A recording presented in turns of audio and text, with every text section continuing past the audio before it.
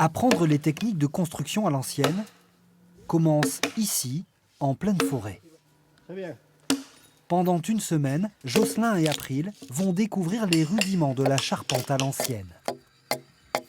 On choisit l'arbre, on l'abat, on le travaille pour ensuite passer à l'atelier où là on ira plus dans le détail des assemblages. Le reste de la formation se poursuit donc à quelques kilomètres de là.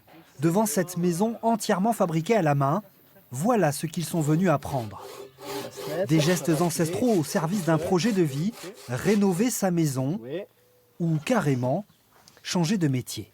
Ça me permet d'acquérir des bases plus ou moins stables pour démarrer le métier, pour pouvoir faire ma reconversion et pour pouvoir accéder au diplôme de CAP charpentier en candidat libre par après. M'ouvrir à ce genre de technique, ça va me donner plus de possibilités et être peut-être moins dépendante des techniques modernes. Donc aussi économiser de l'argent, ça va participer. Le faire soi-même, les Français en sont de plus en plus friands. Le contexte économique explique peut-être aussi l'engouement pour ce genre de stage. Le but c'est quoi? C'est d'être capable de se faire quelque chose soi-même avec des techniques anciennes, des matériaux qu'on trouve facilement en local, donc plutôt bon marché. La formation a seulement 1 an d'existence et le succès est au rendez-vous. Les plannings affichent déjà complets jusqu'en novembre.